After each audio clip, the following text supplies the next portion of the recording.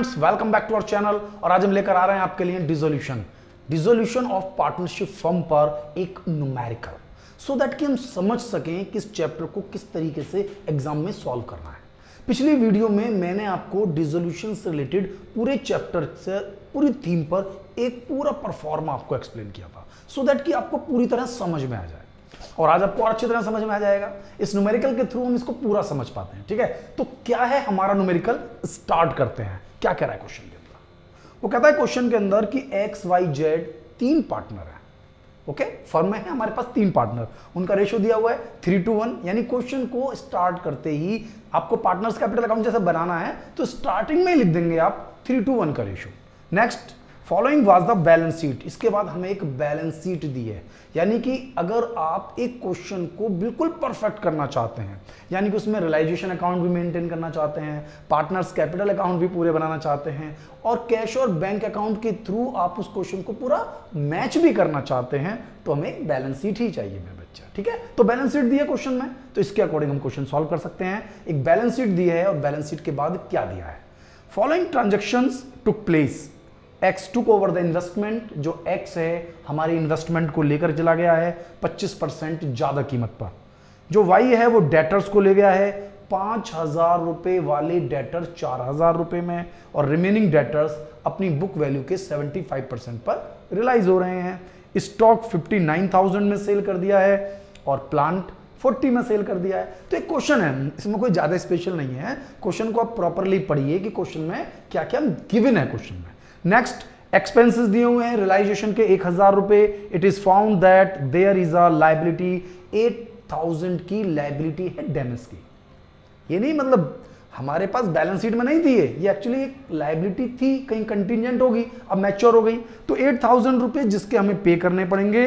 Prepare necessary ledger account. इसने बताया नहीं आपको कि कौन कौन से लेजर बनाने हैं, लेकिन जब बेटा आपको क्वेश्चन में पूरे नेसेसरी लेजर बनाने हैं, बैलेंस शीट आपको दी हुई है, तो आपको जो मेनली अकाउंट बनाने हैं वो हैं एक तो realisation account, partners capital account और एक कैश या बैंक अकाउंट। ये तीन तो बनने ही हैं।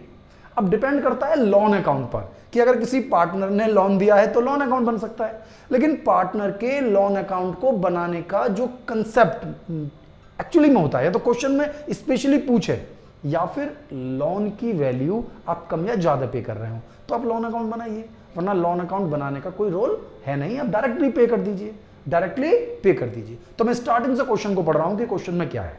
बैलेंस शीट की असेट साइड में मेरे पास है बैंक का बैलेंस, बैंक का बैलेंस जो कि बैंक अकाउंट में चला जाएगा। इसके बाद दिया हुआ है डेटर, इसके बाद दिया हुआ है स्टॉक, इन्वेस्टमेंट, प्लांट और गुडविल।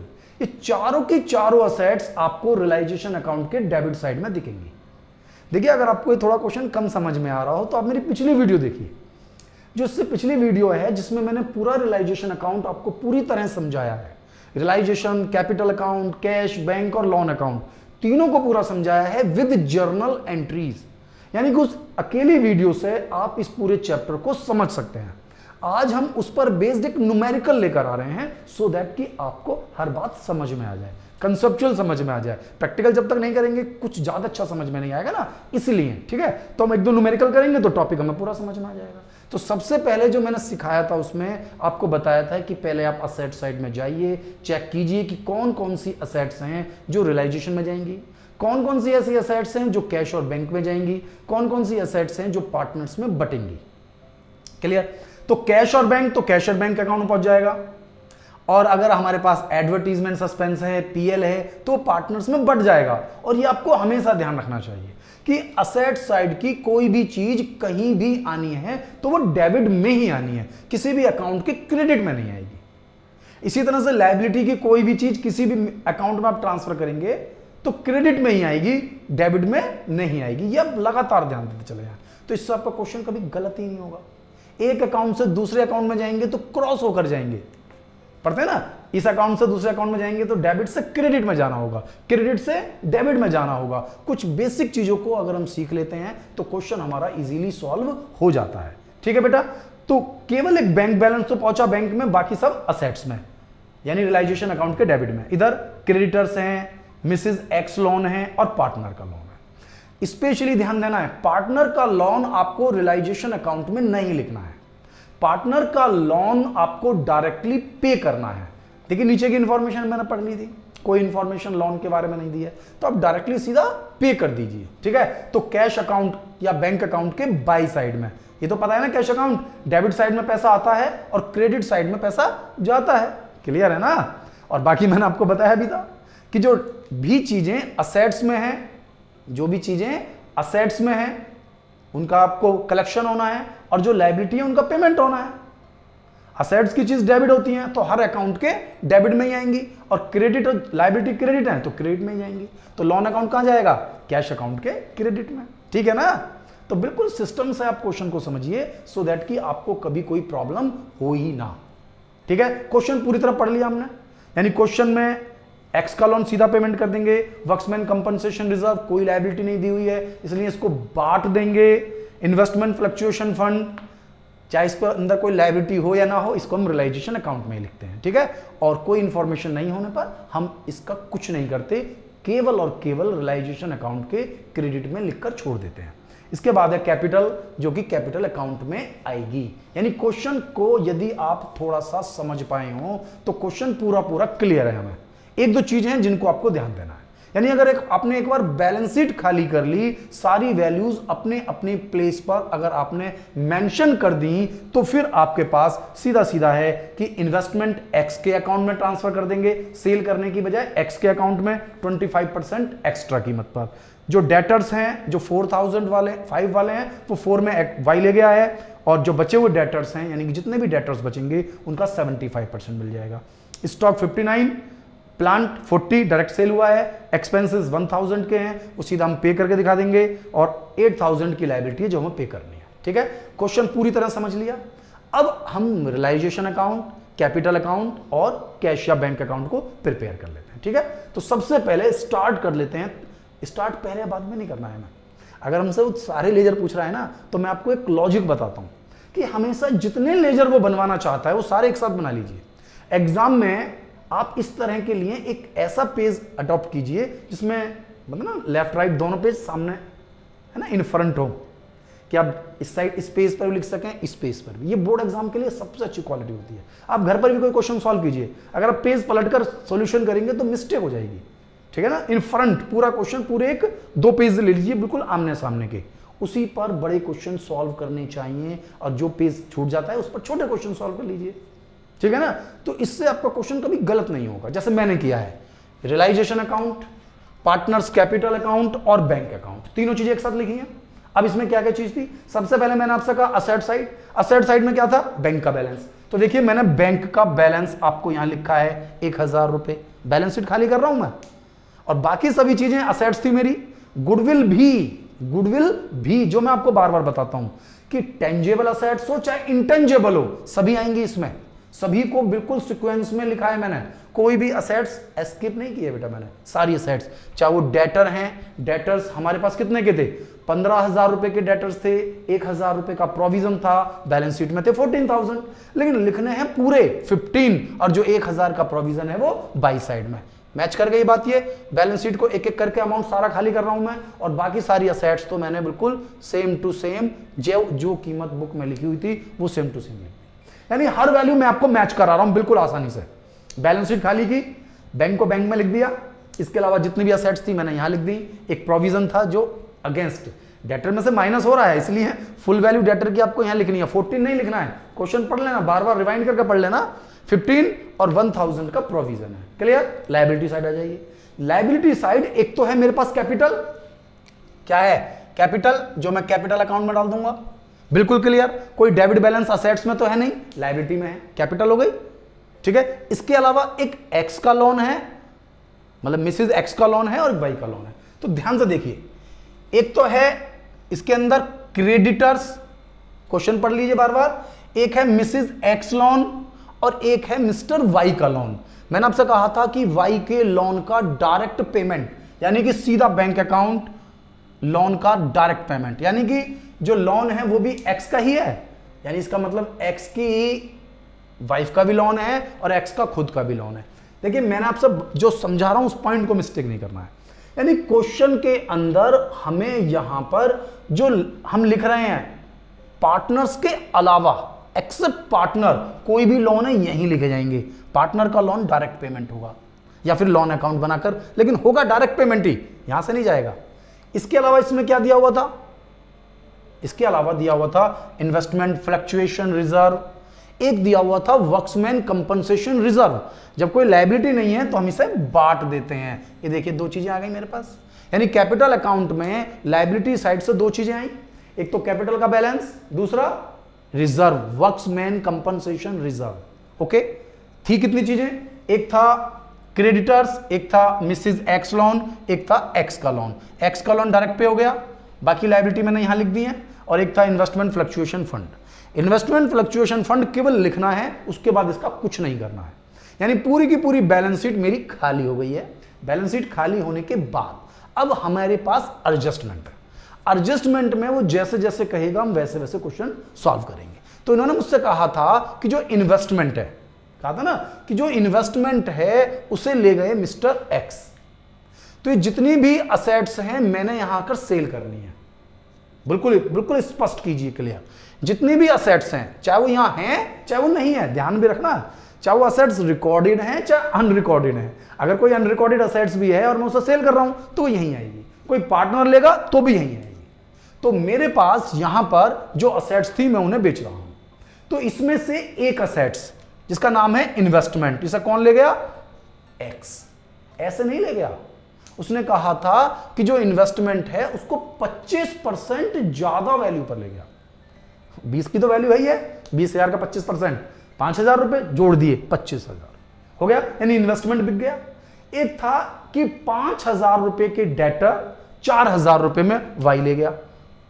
ध्यान देखने, सारे डेटर नहीं ले गया, डेटर है मेरे पास 15,000 रुपए के, डेटर हैं 15,000 रुपए के। प्रोविजन मैंने इसलिए यहां गेस्ट में डाल दिया है, इसमें मिस्टेक नहीं करेंगे।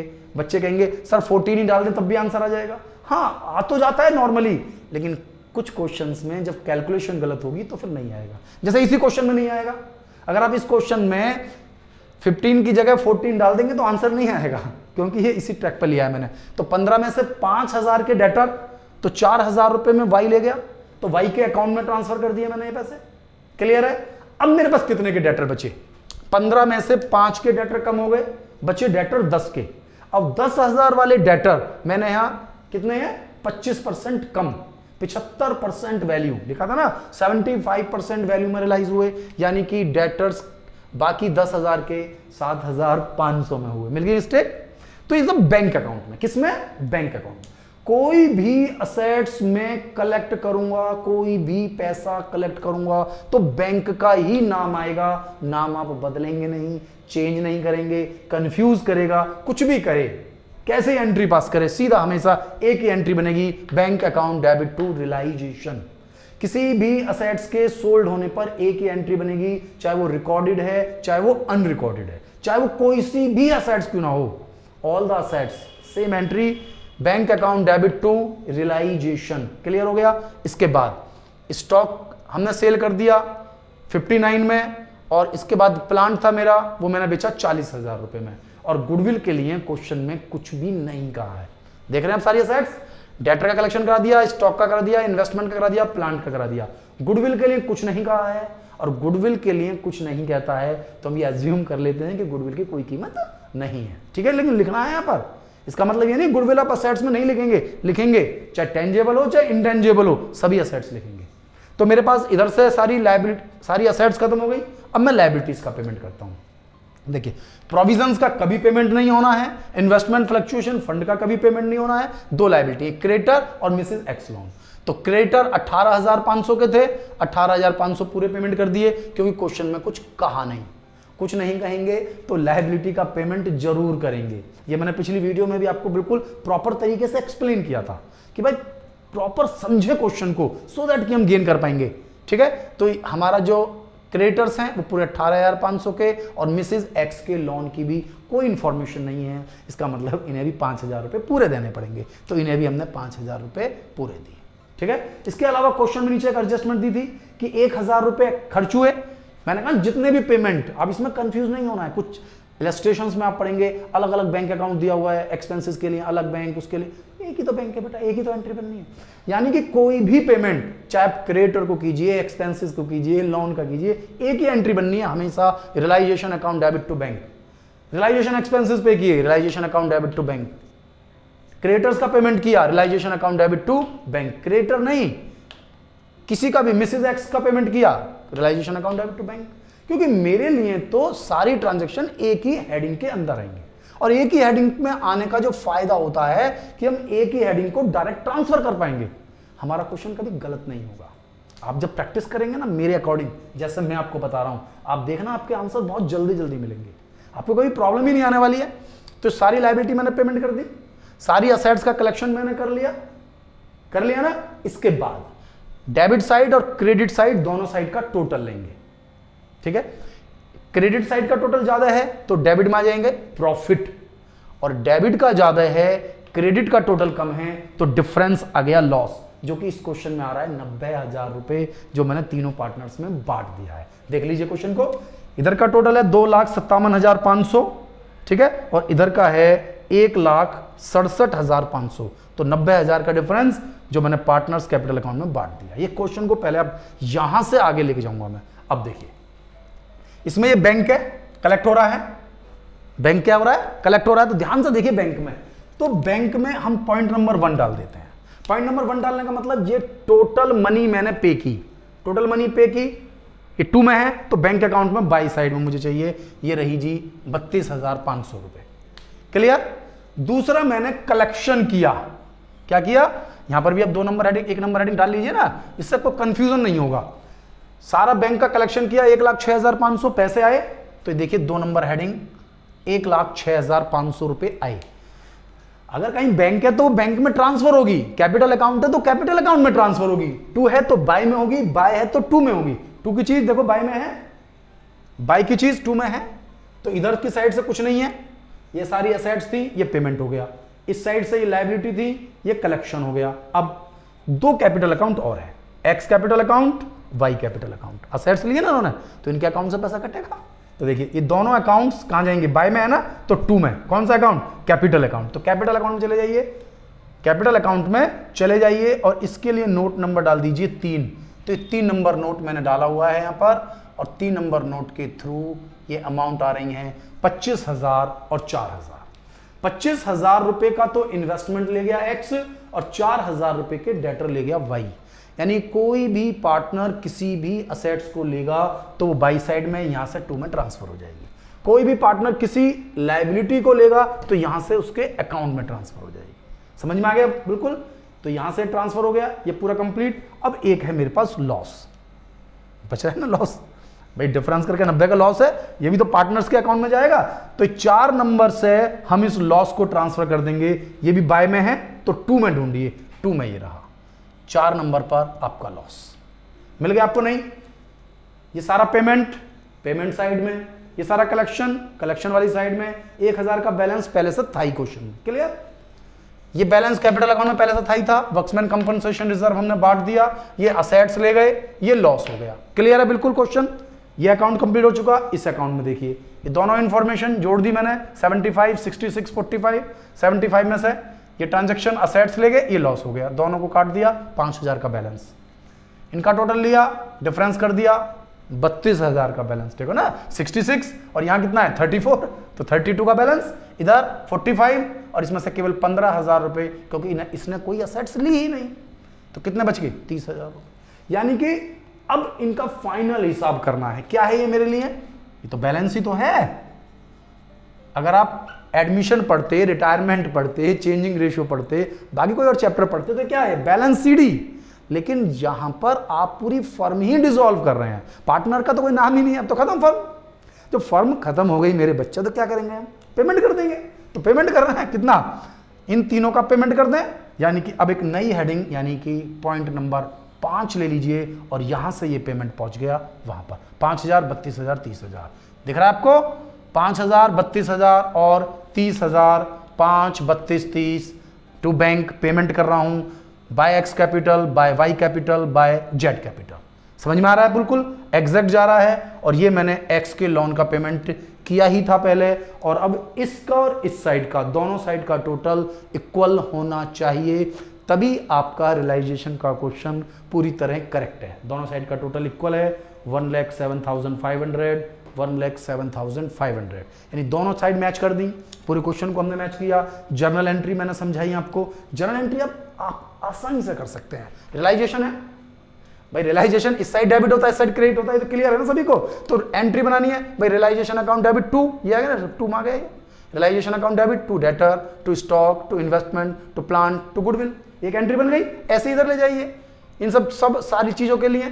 क्या प्रोविजन फॉर डाउटफुल डेब्ट account debit, creditors account debit, Mrs X loan account debit, investment fluctuation fund account debit to realisation, बन गई 2 एंट्री, फटाफट हो गया ना, अकाउंट खाली हो गया।